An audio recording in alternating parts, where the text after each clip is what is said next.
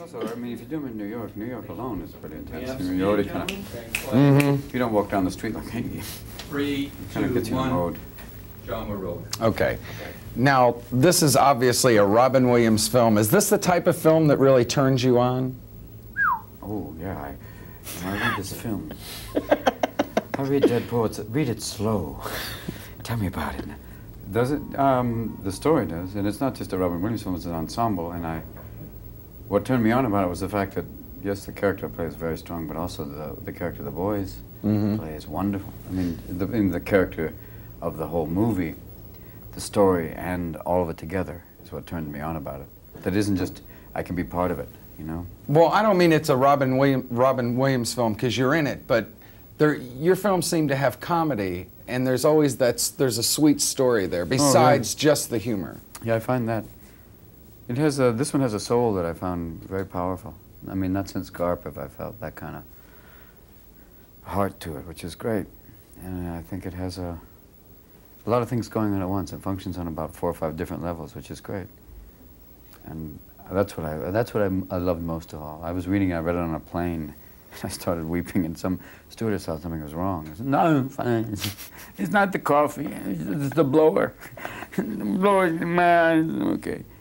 Your films all seem to be different. You know what I mean? You haven't gotten stuck in a formula. Do you find that you get a lot of scripts where people are trying to get a formula going for you? Yeah, they'll try and do that.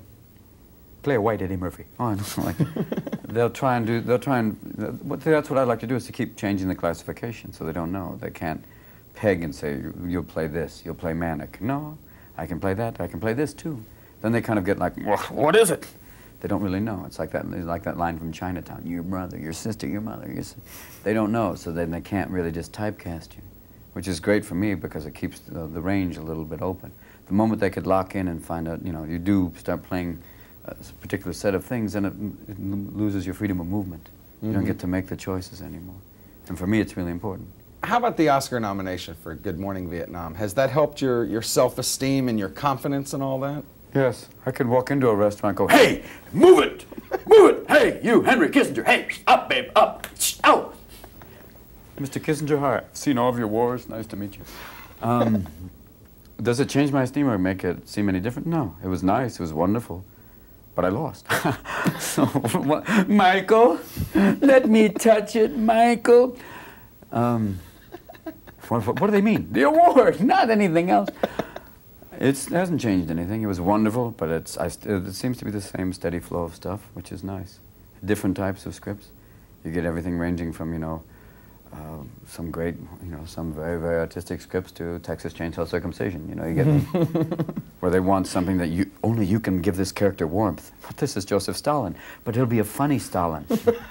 He'll be a really funny Stalin. We'll call it Joe's Boys. No, but this is Stalin in '38. No, it's different. We're taking a different read on it. So, you know, that's when you know it's scary, when they think that you'll make the character sympathetic. You say, no, I can't. They're coming for you, Rob. I know. It's Mayor Koch. Where is he? Is he somewhere in the city? We have no corruption in New York.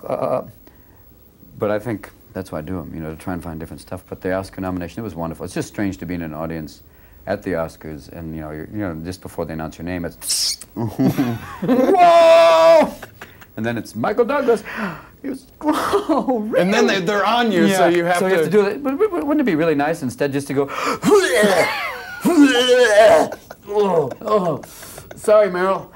You know, it would be great at that point to go, Mike. It'd be wonderful if you could just have an honest Oscars. Make it like the old days. It used to be a party. People drank.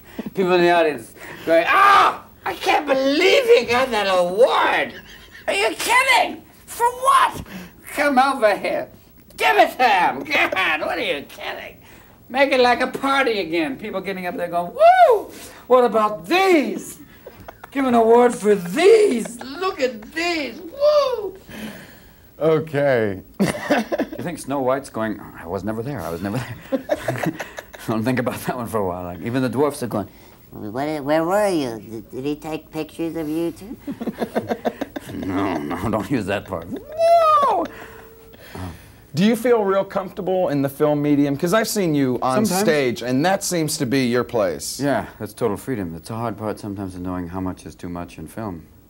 It's just basically, if Peter said it best, film picks up tension. It picks up if you're trying. Mm-hmm. That's why some people had it down from the first crack. I mean, that's why Eddie, I mean, and Bill, I'm using names like, we're like this.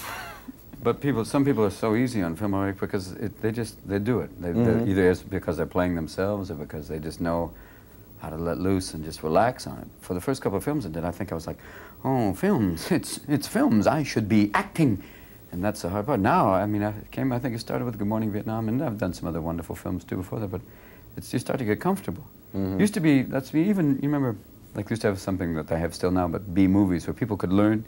They were doing these movies, and they were like, you know, Nicholson did a lot of strange movies before he did Easy Riser, you know, and it was like Easy Riser, which is the dyslexic version.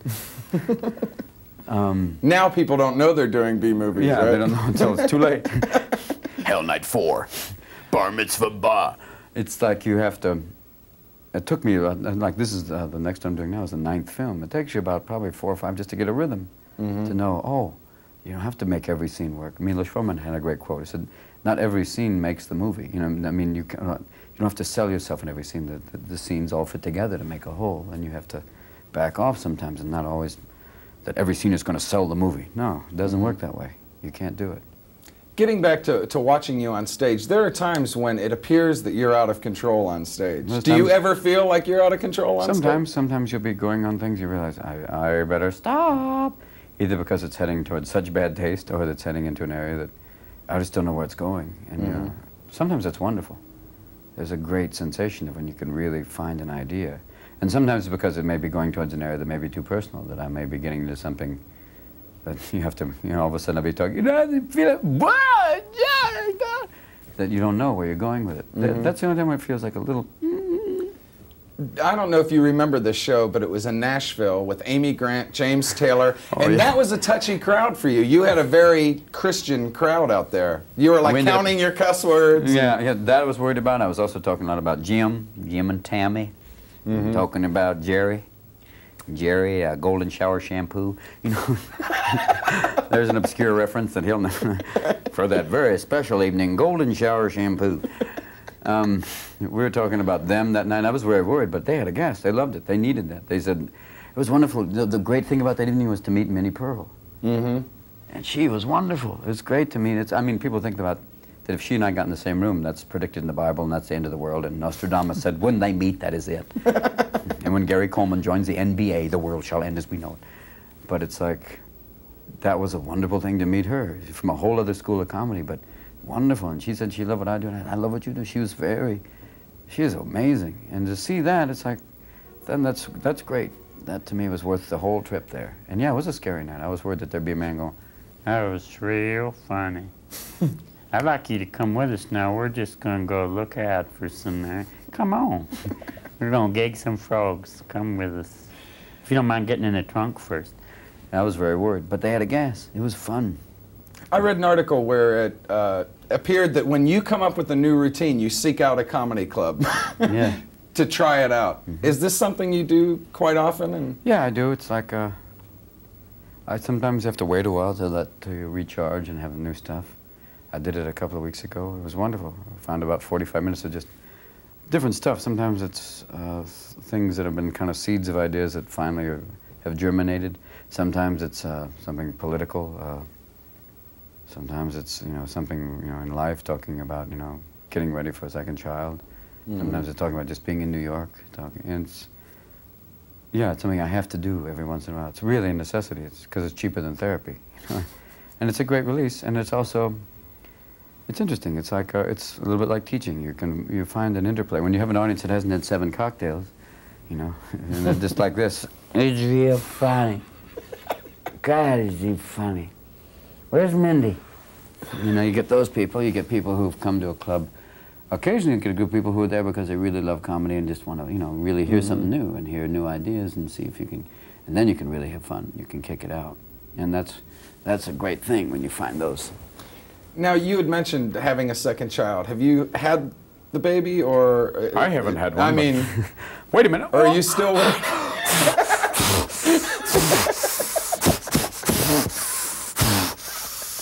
the time in the contractions. Oh, that's me. I had papaya. No, it'll be in July, I hope. I'm born in a New York baby. A little tough New York baby. What are you cutting the umbilical for? I'm not finished. I gotta eat. Doc, you with the mask on. Take the mask off. What are you afraid of? Put me in an incubator for. Is this a sublet? I'd like to see another incubator, please. Excuse me. Pardon me. Nurse. Hello. Will there be a tit flown in here? Pardon me. Hello. Pardon me. Fine. I'll wait. Thank you. Has that changed you at all, becoming a father or anticipating your second child as well? Yeah, it always gets you like a little bit, anxious with knowing of preparing, going through the whole natural childbirth thing, getting ready for, taking the Lamaze classes again and, going, learning the time contractions and, prepare everything and know exactly what's up and thinking, yeah, every guy thinks he has it together, but then realizing it comes down to that day and you turn into drooling goo head.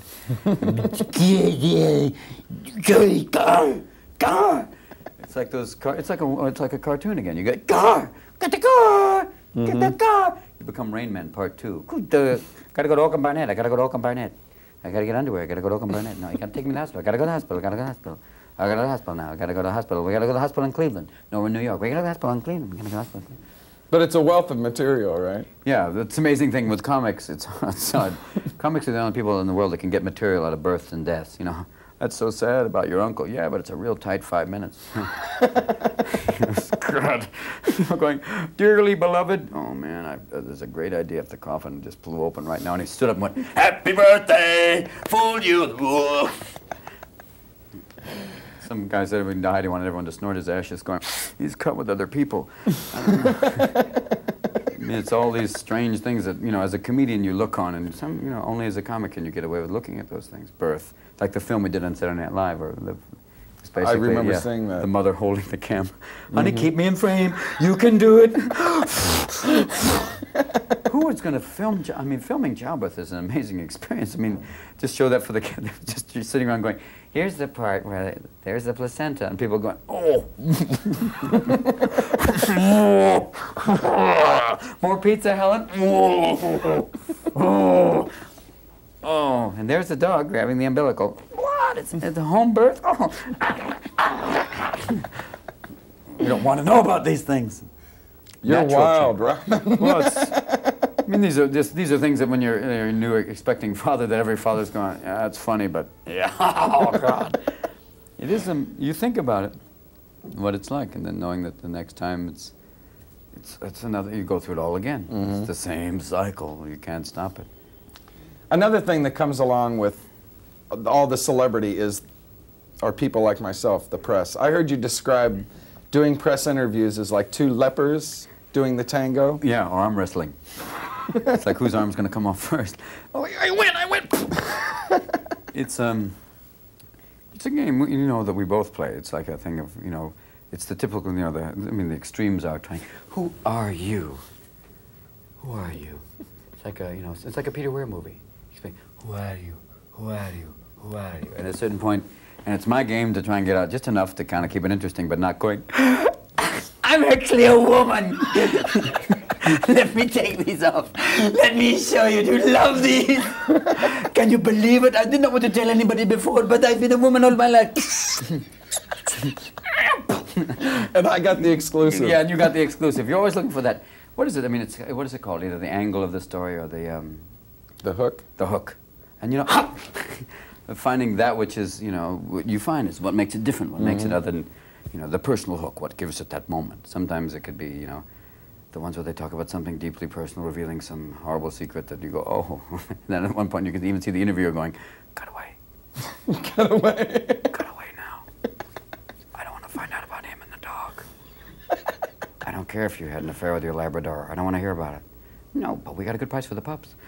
It's like you have to, it's that gentle thing of knowing. It's also knowing when you know who you are, and I mean me, let me talk. Knowing what's the boundary of saying, it's fine if you want to talk about certain things, but there's also a thing called privacy. And a word like no, and I think I'm starting to master that, of being able to say, don't want to talk about that, or that's my life. That's not for anybody but myself and the people the intimate circle, the chosen ones, those who know me. But to keep things private, because I need that, and everyone does. Mm-hmm. And that's like, it's like that perimeter. That's why people don't stand 2 inches away from other people all the time. You need to have a room for you and what you have and those you love and take care of and defend. And it's part of that, but it's also part of the game as being an interviewer. Mm-hmm. It's like, it's ping pong played by two Mental people. gymnastics. Mental gymnastics. It's, welcome to Psychics in America. That's all for this week. You know, Is that a casualty or a downfall of the business, do you think, or not? what, doing interviews and things? Yeah, just having to deal with the press and having to deal with all Sometimes, this. I mean, if you have, like I've been having, today hasn't been bad. I mean, I'm having a gas. Mm-hmm. Sometimes it could be if you get people who are trying to find out the inner you when you're not really in the mood for an interview. When I used to drink, I certainly wasn't in the mood for an interview. You want to see the inner me? There's the inner me, and here's also what I had for breakfast, okay? You know, it comes with it. You know, if you enjoyed it, great. If you didn't, excuse me, but you're urinating on my leg. You know? This is the thing with guys, sign an autograph. We're at a urinal right now, I really can't. Can sign an autograph? Okay, wait. That thing of how much is it? It's part of that public life, private life. It's part of it. I mean, we're talking today about this. We're also, it's selling movies, it's not selling movies, it's how much you talk about yourself. Mm-hmm. What is that? And it's all, it's encompassed in that whole sphere of it. If I can have a good time with it, it's like, and not just goof on it all the time, but like with this movie, it's something I'm proud of. I love it. I love what it's about, and it's something I put my heart in. And sometimes it's hard because you're basically, when you do something like this and you're putting it out there, if someone goes, it's like showing someone a baby picture and they go, nice kid, Dumbo, you know, then you have to go, oh, you know, it is part of it. Without naming names, have you ever done a project that didn't turn out as you had hoped and you had to do press for it and you're like sitting there kind of lying through your teeth? You couldn't lie. You just have to kind of, you know, deal with it and be funny about it and laugh at it, you know. And yeah, I've done a couple like that, and it's hard, and you're still out selling. And it's weird when you, because I know all of a sudden people don't like it because they'll come and go, how's your family? Oh, they're real good. And they just keep on that. And you realize, never mention the movie. Oh, yeah. We'll be right back. Oh, God, I don't know. And it's, you know, you have a feeling of it, and you know sometimes when you're doing it. But it's part of it. It's I mean, it's that word that kind of comes under the category of professionalism, you know, keeping going, despite the odds, you know. And do you blanket and say, I'm not going to do it? You know, do you owe it that much to try and at least say, I'll give it my best shot? One last question. This is removed from the movie. We're doing a piece on celebrities describing their look, because they have the 10 best list, the 10 worst dressed. Describe Robin Williams' look. Okay. If Sears had a hefty bag pair of pants, I think it would be me. What about Robin Williams? It's kind of a mental patient / hockey player thing. I think 10 best, no, 10 worst, big chance of being on that list. What does he have maybe going? I love this kind of French / criminal thing, this kind of Russian pimp look. What is this? It's kind of a bowling shirt. I don't know, maybe. What is the whole body thing? These lovely Darwin was wrong hands. You know, it's basically, you know, Gorillas in the Mist / Malibu. I don't know. It's like, you know, Sigourney, I'm here, I'm hanging in a tree, where are you? What is it? It's all of that. I think Robin is not afraid to take a fashion, well, let's not even say statement, let's say fashion question. And the fashion question is why? Why does he even wear clothes? Because you'd have to get a wide-angle lens. That's a different question. You know, we're talking about a lot of different things here. But my look, and I see that look of, once again, what are you wearing here? Obviously, somewhere there's a car seat that's very lonely. Look at this. Look at this. This came straight off a Chevrolet car. This is something like, hi, I'm Bob Simmons, incredibly upholstered, but you can also wear the upholstery out. Look at this. This is incredible. We could have done this on there, but no. Instead, we said, wear the suit, and the tie that matches the suit, the black tie with the blue shirt. And look at me. I'm giving you this much trouble, but look at this. Look at this. This is white. This is incredible. Just a little tiny blue collar. And they're saying, that's it for today. We've got to go. Thanks for playing. I'm Dan Quayle. Hello. I'm Dan Quayle. Hello. I'm Dan Quayle. Hello. I'm Dan Quayle. Hello. I'm Dan Quayle. See ya. Thank you very much. We did it.